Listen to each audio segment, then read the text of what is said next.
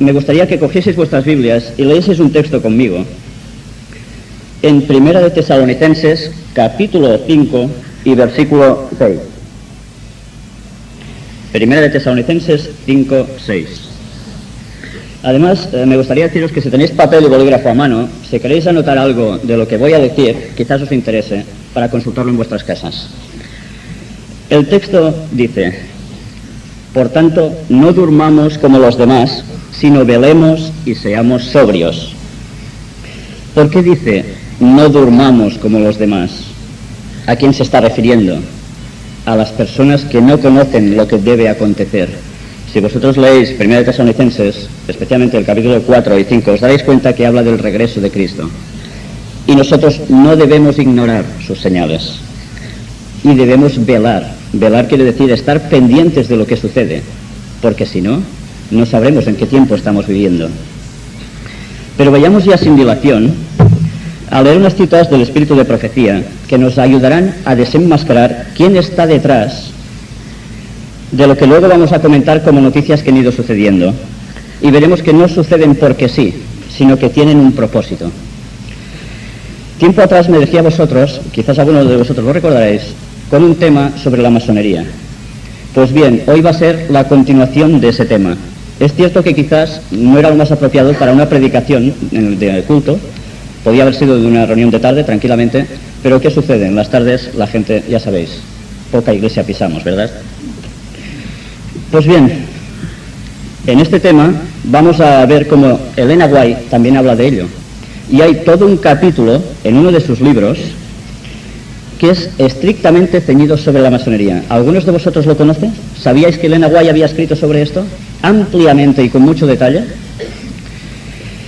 Fijémonos mientras leemos cómo ella va dando datos tales como a qué se dedican, cómo actúan, con qué normas, cuáles son sus propósitos y, lo más importante, ¿cuál es su papel en la profecía? ¿Tienen papel en la profecía los masones? Y luego preguntémonos también, ¿por qué nuestra iglesia no dice nada de ella? Las citas, como os decía, son extraídas del capítulo 13 del libro Mensajes Selectos, tomo 2. Supongo que más de uno debéis tener en vuestras casas. Está dedicado estrictamente a lo que ella llamaba sociedades secretas, las logias de la masonería. Y el capítulo 14 también trata de gremios o sindicatos laborales y también hace alguna pequeña mención que de allí vamos a sacar. Pero empezaremos con una cita que se halla en otro libro que está en inglés. Es Testimonios, no es un libro, son varios tomos, 8 si no recuerdo mal, que por fin ahora se han traducido al castellano y supongo que dentro de poco los vamos a tener aquí. En Hispanoamérica ya están circulando. Pero esta cita también la tenéis vosotros, al igual que yo, en el libro Eventos de los Últimos Días, página 166. Fijaros cómo a partir de aquí vamos a empezar todo el tema de hoy. Un poder infernal está obrando para producir las últimas grandes escenas del drama. Satanás aparece como Cristo y obra con todo engaño e injusticia en aquellos que se unen en sociedades secretas. Fijaros cómo vincula ella las sociedades secretas ¿con qué? Con las últimas grandes escenas del drama mundial y manejados, dice, por un poder infernal. Por tanto, no es una teoría que lance yo al aire desde aquí, ni otras personas que puedan hacerlo allá donde estén, sino que esto es un hecho. ¿Sabéis? Cuando ella escribió este capítulo, dedicado estrictamente a la masonería, o la francmasonería, se produjo por una circunstancia. Ella hizo un viaje a Australia entre los años 1891 y 1900, tuvo su residencia allí, donde se empezó a crear la obra nuestra, y allí tuvo un encuentro con un gran dirigente de nuestra iglesia, en esa zona, que además de ser adventista de mucho peso, pertenecía a una logia masónica. Ella tuvo una visión al respecto y tuvo un encuentro con esta persona. ¿Sabéis? Cuando esta persona vio a Elena White se quedó sorprendida porque al cruzar el umbral de la puerta utilizó un saludo que solo utilizan los masones y solo lo conocen ellos. Yo este saludo lo ignoro, a pesar de que tengo contactos con personas que lo son, Pues curiosamente, ese hermano, cuando vio que ella hacía esta señal que solo los hombres conocían en ese entonces, porque recordad que en las logias masónicas las mujeres hasta hace muy poco no han podido entrar, era solo cuestión de hombres, se quedó muy sorprendido como ella hacía este gesto. Y ella le dio un mensaje para él, de parte del Señor, y lo advirtió que es inconcebible estar, por un lado, con una secta masónica y por otro lado, ser cristiano. Ese hombre quedó tan impresionado que dudó muy poco rato para dejar de lado la masonería. Y eso que él había dicho que por nada la abandonaría. Entonces ella, en consecuencia, escribió todo este capítulo. Y fijaros, como antes os decía, yo he subrayado unos pocos detalles para que veáis qué hacen esta gente. Y ella lo vio. Pensad que ella no había tenido contacto con nadie al respecto. Si Dios no se lo hubiese mostrado en visión, una mujer lo hubiese ignorado totalmente en aquellos tiempos. Ella escribe: el alma es engañada cuando confía en la política mundanal. Fijaros, primer aspecto, política mundanal, a esto se dedican. Y en las invenciones humanas, en vez de confiar en el Señor Dios de Israel. El talento, la habilidad y la capacidad inventiva que Dios ha dado a los hombres son, en esas asociaciones, con demasiada frecuencia pervertidos y utilizados como instrumentos de crueldad, iniquidad y egoísmo al practicar el fraude contra sus semejantes. Fraude, básicamente económico. Los votos impuestos por algunas de esas órdenes requieren el sacrificio de la vida humana cuando se divulgan los secretos de la orden. ¿Por qué creéis que se conoce tan poco al respecto sobre la masonería? Pues porque cada vez que uno de ellos ha tratado de salirse, su vida ha pendido de un hilo. Y algunos han sido muertos extrañamente. Esto Lenaguay ya lo decía, es curioso, ¿eh? En la revelación de sus juicios justos, Dios destruirá todas esas sociedades, y cuando se establezca el tribunal del juicio y se abran los libros, se manifestará la falta de semejanza con Cristo de toda la confederación. Otro detalle, las logias masónicas, aunque pueden ser muchas, están confederadas. Son un bloque. Detrás de esas aparentes ventajas se ocultan los instrumentos satánicos. Las ganancias impías que han enriquecido a esas sociedades se verán como una maldición cuando se descubran todas sus implicaciones. Y algo de eso vamos a tratar hoy, donde os daréis cuenta de que grandes bancos, grandes instituciones financieras pertenecen precisamente a estas logias. Y cómo son precisamente ellos parte muy importante de los gobiernos de este mundo. Por tanto, fijaros cómo nos damos cuenta de que la masonería es lo que está detrás de muchos gobiernos para dirigirlos precisamente hacia donde Satanás quiere. Satanás tiene un propósito con todo esto, y es preparar la simulación de la venida de Cristo. Y esto lo va a realizar a través de sus agentes secretos, que son la masonería. Pero empezaremos el repaso a ciertas noticias, analizando precisamente lo que dicen periodistas y analistas políticos. Veremos cómo, sin saberlo ellos, están confirmando las profecías de Dios. En un pequeño escrito se habla de cuándo empezaba realmente el siglo XXI, según los analistas, si era a través de la caída del muro de Berlín en 1989 o por el desmoronamiento de las Torres Gemelas, que todos hemos vivido hace recientemente muy poco, ¿verdad? Sea como fuere, yo os leeré el escrito y vosotros sacad vuestras conclusiones. Él habla de cuentos, metafóricamente, con todo lo que ha sucedido, y dice: cuentos que, alimentando el terror, ceban la industria armamentística y engordan la adhesión a técnicas de control social. Ir remarcando. Cuentos en los que el discurso de la justicia se equipara al del dominio y que legitiman obscenamente la vulneración de los derechos humanos, invocando su defensa. Cuentos que buscan manufacturar una sociedad sumisa. En definitiva, dice él, historias para no dormir. Esto lo escribe José María Ruiz Simón, sacado de La Vanguardia, el viernes 28 de diciembre del 2001. Fijaros cómo los periodistas empiezan a sacar conclusiones. Se dan cuenta que en consecuencia del 11 de septiembre el mundo va a cambiar, va a ser distinto. Y nosotros a lo mejor queremos que todo siga igual. ¿Sabéis? La Biblia nos habla de una triple unión y de un papel fundamental que ejercen en el fin del mundo. Buscad un texto conmigo. Apocalipsis capítulo 16. Versículos 13 y 14.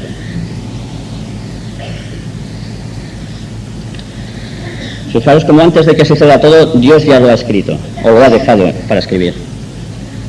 El texto dice: y vi salir de la boca del dragón y de la boca de la bestia y de la boca del falso profeta 3 espíritus inmundos a manera de ranas, pues son espíritus de demonios que hacen señales y van a los reyes de la tierra en todo el mundo para reunirlos a la batalla de aquel gran día del Dios Todopoderoso. ¿Recordáis quiénes son estos 3 poderes? Todos hemos estudiado algo de profecías, ¿verdad? Tenemos el protestantismo, tenemos el catolicismo y tenemos al dragón. El dragón, el espiritismo. ¿En qué forma el espiritismo se cierne a lo que atañe la profecía? En la masonería. ¿Por qué os digo esto? Si nosotros empezamos a analizar cuestiones, nos daremos cuenta que entre el catolicismo y el espiritismo hay un vínculo de unión tremendo ya actualmente. Luego veremos las cuestiones. Y con el protestantismo no hablemos. ¿Sabéis? Solo falta deciros, por ejemplo, que un gran dirigente de una iglesia evangélica de Barcelona es masón. Están introducidos en todas las denominaciones protestantes, incluidos los católicos, por supuesto. ¿Por qué sucedió lo del 11 de septiembre? ¿Fue por fallos en los sistemas de vigilancia? ¿Un error en los controles? ¿Ha cambiado el mundo desde entonces? Vamos a ir viéndolo poco a poco. ¿Sabéis? Nos estamos dando cuenta, a través de las noticias que van surgiendo, cómo tiene que haber unos controles más estrictos a nivel de población. Nosotros conocemos las profecías. ¿Verdad que creemos de que tarde o temprano van a aparecer ciertas leyes que vayan cerrando al pueblo de Dios guardador del sábado? Lo creemos, ¿no? Pero claro, esto no puede suceder de la noche a la mañana porque sí. Tiene que haber un preámbulo a los acontecimientos. Y el diablo los quiere dirigir. Busquemos otro texto. Apocalipsis capítulo 13, versículos del 15 al 18. Y se le permitió infundir aliento a la imagen de la bestia, para que la imagen hablase e hiciese matar a todo el que no la adorase. Y hacía que a todos, pequeños y grandes, ricos y pobres, libres y esclavos, se les pusiese una marca en la mano derecha o en la frente, y que ninguno pudiese comprar ni vender, sino el que tuviese la marca o el nombre de la bestia o el número de su nombre. Aquí hay sabiduría. El que tiene entendimiento cuente el número de la bestia, pues es número de hombre, y su número es 666. ¿Nos damos cuenta? En la profecía aparece que el pueblo de Dios va a tener problemas, y el resto del mundo también, las cosas como sean, ¿no? Fijaros que escribe Elena White en Mensajes Selectos. Para que esto suceda, evidentemente tiene que haber alguna orden, si no, no puede suceder, una orden política, aplicable a la calle, ¿no? Elena White escribe Mensajes Selectos, tomo 3, página 474. Satanás se está preparando para trabajar en secreto mediante sus agentes humanos. Tendremos que solicitar con todo fervor a los cuerpos legislativos el derecho de ejercer un juicio independiente para adorar a Dios de acuerdo con los dictados de nuestra conciencia. En esta manera, Dios ha dispuesto en su providencia que las demandas de su santa ley sean presentadas delante de los hombres que tienen la más alta autoridad. ¿Recordáis cuando Elena White dice que seremos llamados delante de magistrados y tribunales? ¿A partir de qué momento es? Pues cuando empieza a salir cierta ley a nivel de calle, donde empieza a haber una presión para el pueblo de Dios. Pero para poder llegar a ello, unas cuantas cosas debían y deben suceder. Y curiosamente, todas ellas, estaban dentro de los planes de la masonería. Como por ejemplo, el control sobre la población. Fijaros que escribe Joan Barril, algunos lo oiréis a veces en la radio. Él dice: la tentación autoritaria surge de forma natural tras atentados de esta magnitud. Se nos viene encima un mundo más controlado y menos íntimo en el que todos vamos a estar bajo sospecha. El día después fue escrito del 11 de septiembre. Dice: ayer empezó una nueva era. Será cada vez más difícil conseguir que la razón del diálogo sustituya a la razón de Estado. Bush planea rediseñar y controlar el tráfico en Internet. Si queréis, luego os doy las citas de donde se encuentra todo para abreviar. Blair presenta hoy la ley para detener de forma indefinida a presuntos terroristas. Fijaros cómo la cosa poco a poco, no poco a poco, yo diría muy rápidamente, se va complicando. Como sabéis, estas cosas ya han sido aplicadas en los países que están supeditados al imperialismo de los Estados Unidos de Norteamérica. Por falta de tiempo no haré mención de los controles que ejercen sobre la población a través de Internet, sobre la telefonía, etcétera, etcétera, ¿no? Pero hacía falta una excusa o un argumento para que todo esto sucediera. ¿Y cuál ha sido? El 11 de septiembre. ¿Habéis oído algo de preparar una pretendida paz y seguridad estos días? ¿No habéis oído a nadie que haya dicho precisamente esta frase? Hablando en un escrito, la OTAN reclama un aumento del gasto militar en Europa. ¿Por qué será? Me pregunto yo. Dice, hablando de Robertson, que es el George Robertson, secretario general de la OTAN, preparar el gran edificio de la paz y seguridad en el siglo XXI. Paz y seguridad. ¿Sabéis cuántas personas más han dicho esta frase estos últimos días? Bush y algunos otros dirigentes de naciones. ¿Por qué utilizan la frase paz y seguridad con esta claridad? ¿A qué os recuerda esto? Coged vuestras Biblias. Primera de Tesalonicenses, capítulo 5 y versículo 3. Que cuando digan paz y seguridad, entonces vendrá sobre ellos destrucción repentina, como los dolores a la mujer encinta, y no escaparán. Qué curioso, ¿eh? Ahora empezamos a ver cómo todo se está fusionando en estos últimos días. Podemos hablar también del euro, otro plan de la masonería, ¿lo sabíais? ¿Creíais que esto ha salido porque sí, el euro?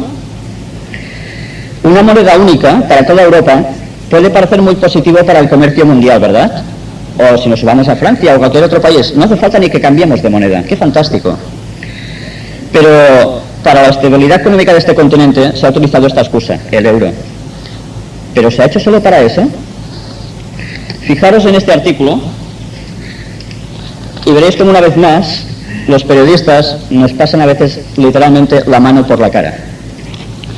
El euro es un paso de gigante hacia la creación de los Estados Unidos de Europa. Si queréis ir buscando más cosas al respecto, en cualquier periódico encontraréis cómo se relaciona el euro con algo en concreto. El primer paso para que haya unos estados europeos, al igual que unos Estados Unidos de Norteamérica, era ¿el qué? Una moneda única. Años atrás esto se intentó hacer al revés. Desde Napoleón, el Imperio Romano, primero se intentaba poner un Estado y luego una moneda para todos. Esto lo intentaron con el ECU hace unos años y no salió adelante, y ahora lo han vuelto a cambiar poniendo el euro de una vez por todas delante, y luego tiene que venir la Unión Europea de Estados. Fijaros cómo Tony Blair se lamenta un poco porque Gran Bretaña no está dentro del euro aún, y dice, los acontecimientos del 11 de septiembre han demostrado la vulnerabilidad de nuestro modelo democrático. Ningún país, ni siquiera uno tan poderoso como Estados Unidos, puede defender solo los valores democráticos. La inestabilidad del mundo de hoy, concluyó, hace más necesario que nunca el éxito de Europa. Y para eso era necesaria su unión. ¿Habéis votado vosotros acaso el euro para tenerlo en vuestros bolsillos? ¿Democráticamente? ¿No nos ha sido impuesto acaso? ¿Habéis votado alguno de vosotros el Parlamento Europeo pidiéndolo? ¿Por qué no? Se nos ha ido imponiendo muy sutilmente y ahí está, y funcionan.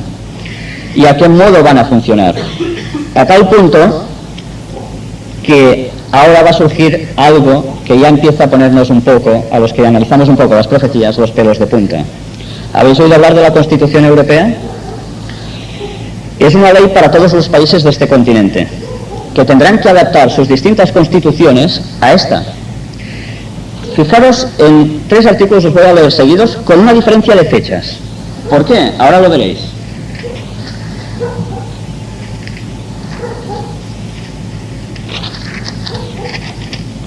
Hablando de la Constitución Europea, dice, está en catalán, os lo iré traduciendo, tienen que arrancar la reforma de las instituciones prevista para el año 2004, las instituciones parlamentarias a nivel europeo.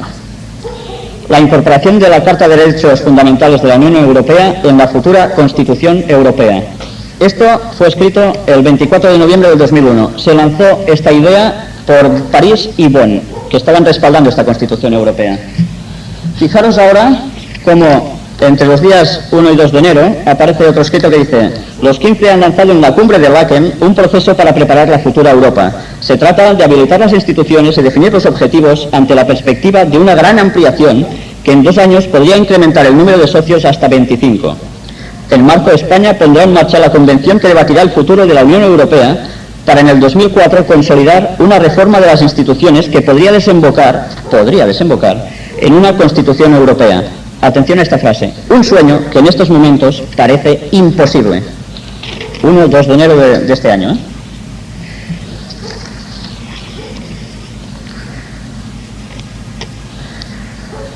31 de diciembre del 2001, la Unión Europea aprobó la creación de una convención que presidirá el expresidente francés Valéry Giscard d'Estaing. Quedaros con este nombre, porque luego vamos a hablar de él. Que debatirá la reforma en profundidad de las instituciones de la Unión Europea y la posible creación de una Constitución Europea. Todo en estos días quedaba en un hipotético y posible acontecimiento que sería una Constitución Europea. Recuerdo que con Marcos Aguasca hablamos y dijimos, esto es un proyecto, parece que, bueno, igual tarda muchísimo. Pero, ¿sabéis? Tuve el privilegio, junto con mi mujer, de estar mirando una noche las noticias y posteriormente en un programa en catalán estaban haciendo un programa que se dedica a los parlamentarios europeos y allí estaban, algunos de vosotros los conoceréis, los que sabéis de aquí, a Raimon Obiols, representante del Partido Socialista Catalán en el Parlamento Europeo. Estaba Aleix Vidal Quadras, representante del PP también allí, un eurodiputado de Esquerra Republicana de Cataluña, que venía del Rosellón francés, la Cataluña Norte, que decimos nosotros, y un representante de la Confederació de Convergència i Unió, que es Pere Esteve. Curiosamente, dejaron muy claro de que en el 2001 la Constitución Europea ya va a ser un hecho. No lo dan como un hipotetismo para saber cuándo, en el se va a cumplir. ¿En qué año estamos? Falta tanto ya. Curiosamente también tenía que suceder algo para que todas estas leyes que hemos constatado que tienen que surgir pasasen, y era precisamente la ampliación de los países comunitarios. Tiene que haber una sola ley para toda Europa, para que alguien pueda mandar y para que el pueblo de Dios tenga problemas en todas partes. Fijaros precisamente en este texto, Daniel capítulo 2. Este texto os lo debéis saber de memoria, supongo. Versículos del 41 al 45. Y lo que viste de los pies y los dedos, en parte de barro cocido de alfarero y en parte de hierro, será un reino dividido, mas habrá en él algo de la fuerza del hierro, así como viste hierro mezclado con barro cocido. Y por ser los dedos de los pies en parte de hierro y en parte de barro cocido, el reino será en parte fuerte y en parte frágil. Así como viste el hierro mezclado con barro, se mezclarán por medio de alianzas humanas, pero no se unirán el uno con el otro como el hierro no se mezcla con el barro. Y en los días de estos reyes, el Dios del cielo levantará un reino que no será jamás destruido, ni será el reino dejado a otro pueblo. Desmenuzará y consumirá todos estos reinos, pero él permanecerá para siempre. Y continúa, de la manera que viste que del monte fue cortada una piedra, no con mano, la cual desmenució el hierro, el bronce, el barro, la plata y el oro. El gran Dios ha mostrado al rey lo que ha de acontecer en lo porvenir, y el sueño es verdadero y fiel su interpretación. ¿Qué va a suceder para que estados europeos no se lleguen a consolidar del todo? Yo no lo sé, la profecía lo habla. A pesar de todo, antes os he dicho que citaría a Valéry Giscard d'Estaing. ¿Sabéis? Este expresidente del gobierno francés ha sido elegido para ser el presidente de esta Constitución Europea. ¿Qué tiene que ver esto con el tema de la masonería? ¿Sabéis? Él es miembro de los Bilderbergers. A vosotros esto supongo que sonará chino como me sucedía a mí. ¿Quiénes son estas personas? Son aproximadamente 100 hombres influyentes, 100 hombres, de las naciones miembros de la OTAN, de la Organización del Tratado del Atlántico Norte para la Defensa del Mundo Occidental. Sus líderes están unidos con los del Consejo de Relaciones Exteriores, los CRE, que en muchos periódicos aparecen muchas noticias al respecto. Y fueron fundados por un número de instituciones a favor de un gobierno mundial. Atención, aquí aparece por primera vez un gobierno mundial. Y incluye a las fundaciones Rockefeller y Ford, que de las cuales generan bastantes noticias. El propósito expreso del grupo Bilderberg era lograr, atención, la unión de la región europea. El Tratado de Roma fue promovido en las reuniones precisamente de los Bilderberges. En definitiva, la Unión Europea es obra de este grupo, que junto con todos los demás citados forman parte de la red masónica mundial para dominar el mundo y llevarlo a los pies de Satanás, cosa que parece inverosímil hasta cuando uno empieza a investigar se da cuenta de cómo están todos unidos. Pero algo más tenía que suceder para que estas leyes surjan, y es la globalización. Porque recordad, el pueblo de Dios no tendrá problemas tan solo en Europa ni en Estados Unidos, sino que va a ser a nivel general. Cierto es que en unos sitios más que en otros, y fundamentalmente dice Elena White que va a ser en el mundo cristiano. Pero los planes de la masonería entraban en un puntito muy especial que era este, la globalización. Fijaros cómo se está intentando abrir el mercado, que es por lo que se empieza a generar estados fuertes. Se ha empezado a introducir hasta China aquí, cosa que no nos tendría que suceder, porque vemos a China como algo extraño, comunista, lejos, como lo único que queda casi aparte de Cuba, y que entre también en este juego. ¿Por qué entra en este juego también China? ¿Os habéis fijado en su bandera? ¿Qué aparece en su bandera? ¿Qué aparece? ¿Y qué más? Una estrella ¿de cuántas puntas? 5 puntas. ¿Sabéis? Analizad un poco todos los países del mundo donde en su bandera ostenten una preciosa estrellita de 5 puntas. Ese es un signo de la masonería.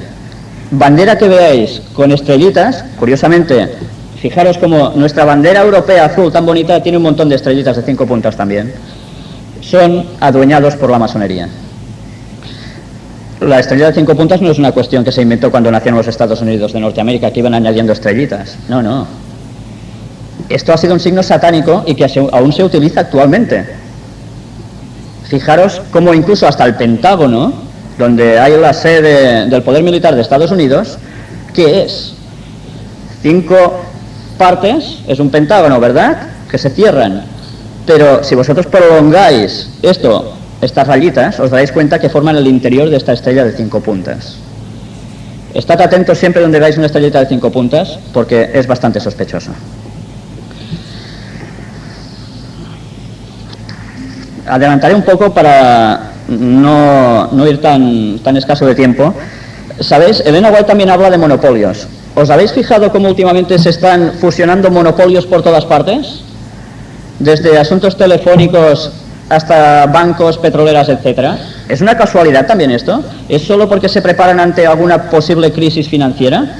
Fijaros lo que escribió Elena White en su carta 206 de 1903 y recopilada en Mensajes Selectos, tomo 3, página 162.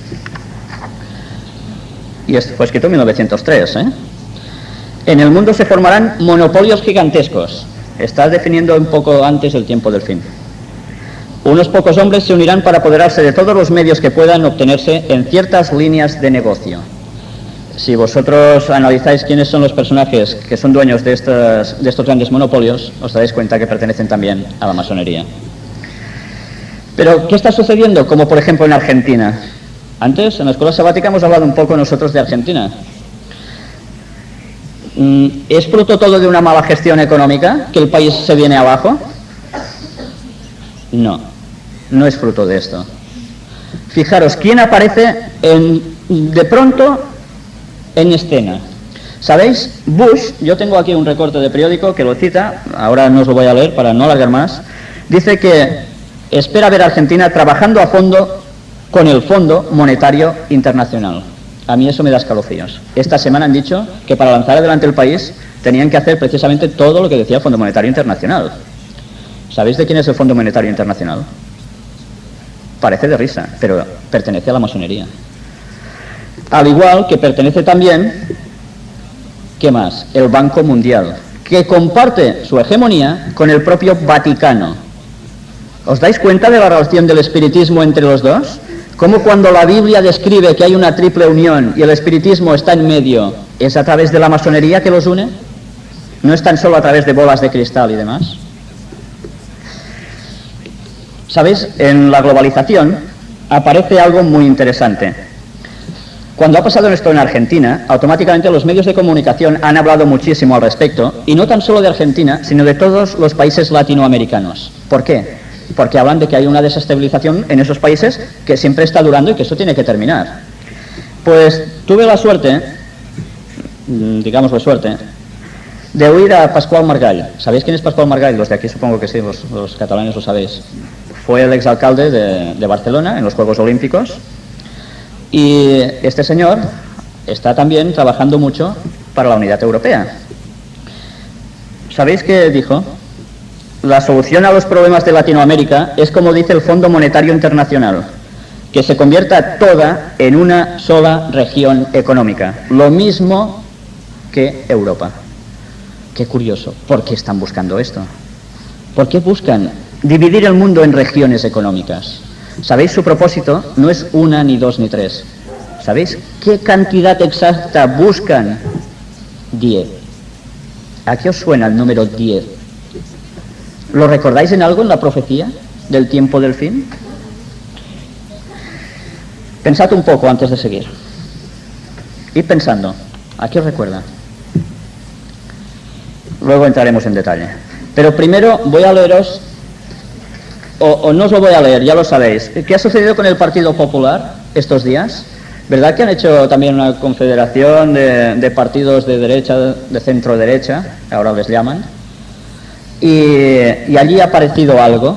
Si os hubieseis fijado en sus lemas, que llevaban en pancartas atrás, y que incluso lo han puesto como en sus nombres, aparece que ahora son humanistas. ¿Sabéis? ¿Sabéis quién hizo el humanismo? Era un masón. ¡Qué casualidad también!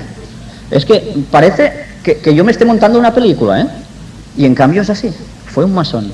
Porque han adoptado ahora, precisamente, postulados que estaba hablando la masonería en sus escritos como propios.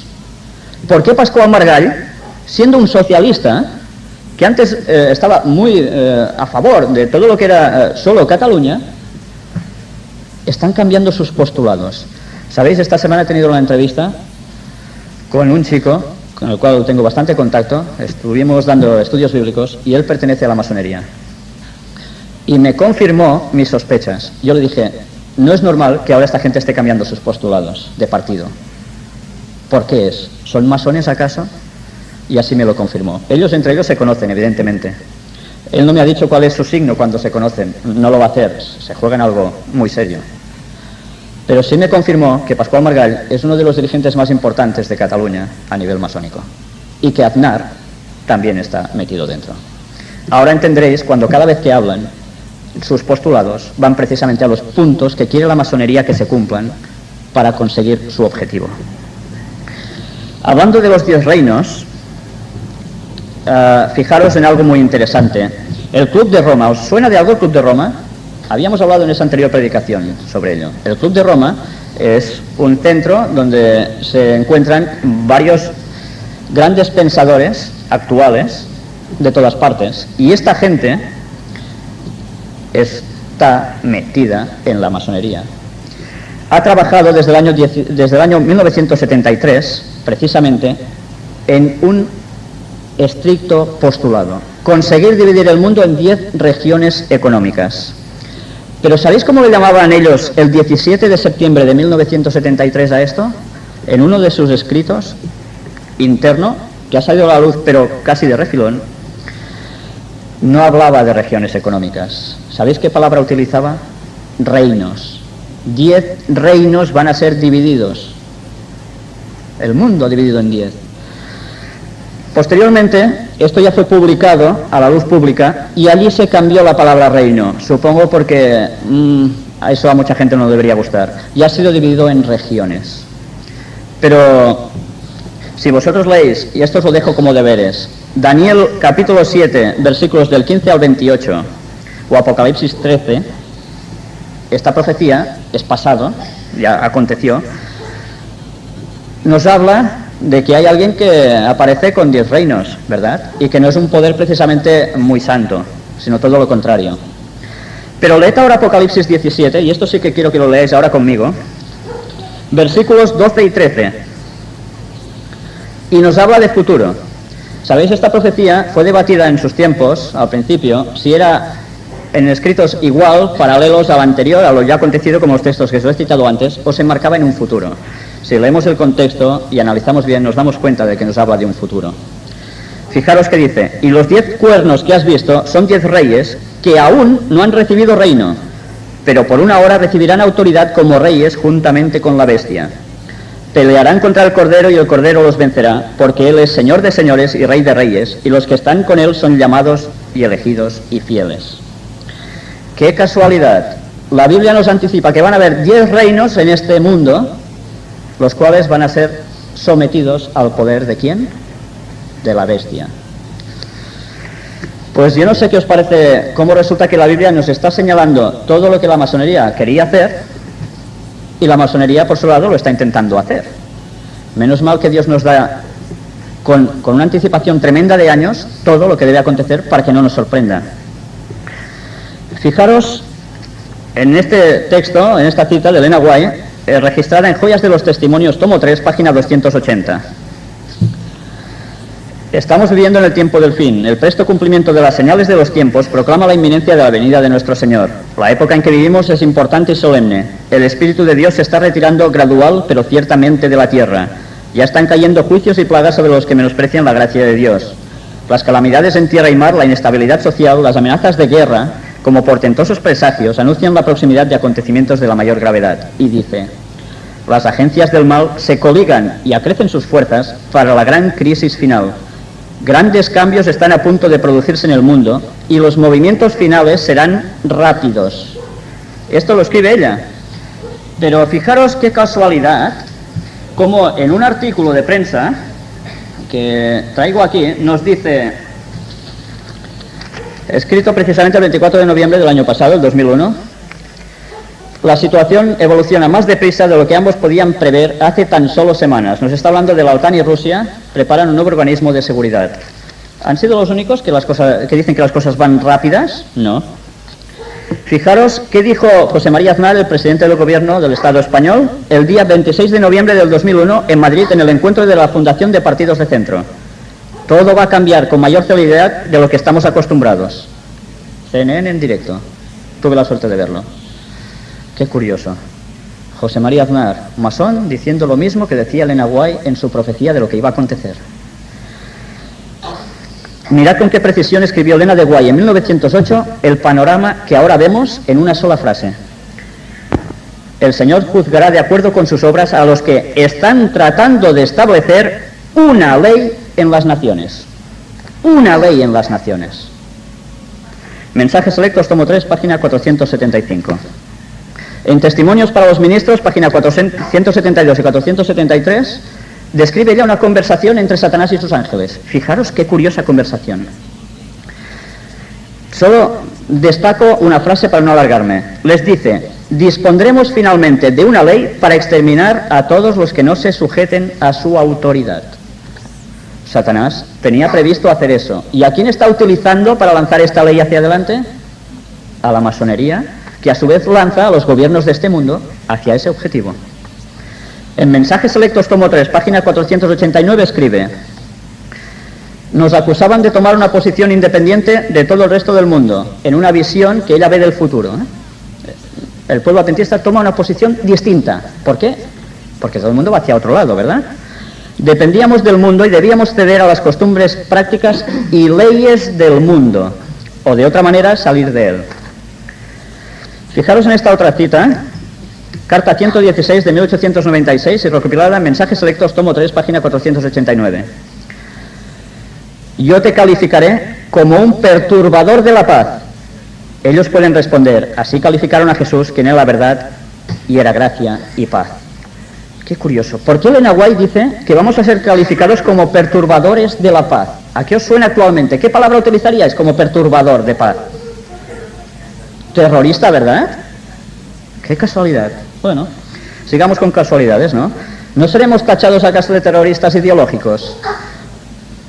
Óscar nos ha pasado antes en la escuela sabática un papelito del Ayuntamiento de Barcelona, ¿verdad?, que hablaba sobre las sectas, cómo funcionan y sus métodos de captación, y que, claro, curiosamente, muchas cosas coinciden con nosotros, por supuesto. Y nos damos cuenta de que las personas que más o menos tengan alguna cualidad de estas, pues no van a ser muy bien tildados. Y más si somos reticentes a esta ley mundial que tiene que llegar a surgir, que ya sabéis cuál es, ¿verdad? Fijaros en Testimonios para los Ministros, página 470-471, que nos dice: Dios nos ha dado luz con respecto a las cosas que están ocurriendo ahora, en la última etapa de la historia, y hemos de proclamar la verdad al mundo con la pluma y la voz, no en una forma tímida e insípida, sino con demostración del Espíritu y el poder de Dios. Y eso es una amonestación para nosotros. Se tiene que acabar el ir diciendo las cosas a medias y, ay, que si lo digo muy alto. No, no, hermanos. Ya va siendo hora de que seamos adventistas en sus cabales y hagamos lo que hemos de hacer. Pero, ¿sabéis? La masonería va incluso un poco más allá de este orden mundial. Este nuevo orden mundial que tanto se habla, que es uno de sus postulados. Quiere instaurar su reino satánico definitivo. ¿Sabéis? La masonería se divide en dos bloques, de hecho. Hay las logias anglosajonas y las francesas, pero las que tienen la preeminencia total actualmente, desde hace ya muchos años, son las anglosajonas. ¿Sabéis? Dentro de ellos, todos pertenecen al mundo del espiritismo, pero unos, dentro de todo, son más, ¿cómo diríamos?, entre comillas, más cristianos, entre comillas, entendedme bien. Pero la parte anglosajona, ¿sabéis qué tendencia tiene? Son luciferanos. Luciferanos quiere decir que su Dios no es nuestro Dios, sino que es Satanás. Y como veíais en el reverso de esos billetes de dólar que os di la otra vez para que vierais, esa pequeña pirámide con ese ojo encima, no era el ojo de Dios. Según ellos es el ojo de Baal. Y el ojo de Baal, ¿a quién lo asociáis? Sino con el ojo del diablo, ¿verdad? Pues bien, ellos tienen un proyecto aún que cumplir. ¿Sabéis cuál es su otro proyecto final? Es un enorme conflicto bélico mundial en la región de Palestina. Qué curioso. ¿Por qué estamos viendo que este conflicto no se termina ni de casualidad? Porque Piqué, que ya sabéis quién es, el ministro del Partido Popular español, está diciendo que en las entrevistas que ha tenido recientemente con Ariel Sharon, con Arafat, está diciendo Piqué que sinceramente creo que está muy cerca de la masonería. Pues bueno, vamos a darnos cuenta de que lo que ellos quieren como objetivo lo han ido creando con tiempo, y el 11 de septiembre les fue la excusa ideal. ¿Fue una casualidad que esto sucediera o fue provocado? Yo no tendría muchas dudas de ello. Pero fijaros en algo muy interesante. En este postulado final que tienen, en este clímax de acontecimientos, antes de instaurar el gobierno satánico, tienen previsto hacer algo. En esta guerra, que va a suceder según ellos en Palestina, se van a encontrar tres grupos importantes. Por un lado, el mundo occidental, Estados Unidos con sus aliados, son sus manos, de hecho, ¿no? Y por el otro lado, el mundo musulmán. Pero, ¿sabéis? Resulta que al final dicen que aparece un país, o unos países, del cual antes hemos hablado y hemos citado un poco, China. Otro que tiene la estrellita, ¿eh? Qué curioso. Fijaros que en el mundo musulmán también está sucediendo algo muy curioso. Casi nadie sabe esto, pero es un detalle que vale la pena tener en cuenta. ¿Sabéis? Cuando nosotros hablamos del mundo musulmán, creemos que se rigen por el Corán y por el Corán. Pero ¿sabéis quién está encima del mundo musulmán? Si no, fijaros también en sus estrellitas, en algunas de sus banderas. Están dirigidos por logias masónicas, que ya se encargaron, cuando Europa tenía esas colonias, de permanecer allí e ir dirigiendo los gobiernos a donde a ellos les interesaba. Y en sus puestos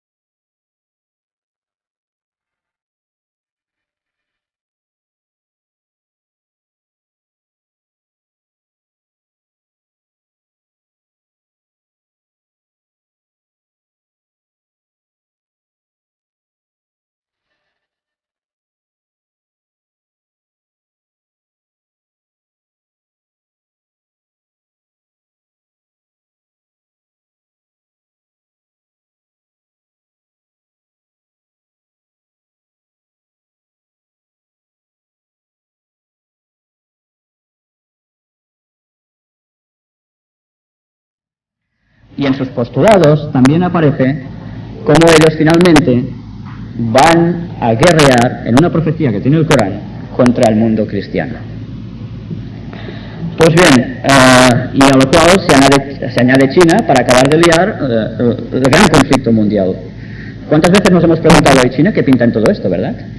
¿Por qué queda tan al margen, parecía hasta hace poco, y ahora empieza ya a hablarse de ella? Pues curiosamente, la Biblia nos habla de todo esto, o no nos habla de ello.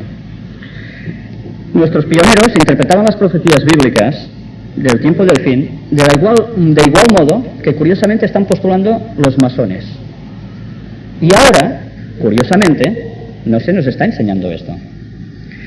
Si cogemos escritos antiguos, no tan solo de Elias Smith, sino de Arthur S. Maxwell, que si no recuerdo mal es el padre de Maxwell, el escritor también de Daniel y Apocalipsis en tomos, que dicen Dios nos revela el futuro, todos nos están diciendo exactamente lo que postulaban estos pioneros, que va a haber un conflicto mundial bélico al fin del tiempo, pero con una diferencia, que no va a aparecer allí Satanás como hegemónico total para este mundo, sino que el que va a romper con todo va a ser la intervención divina, Jesucristo.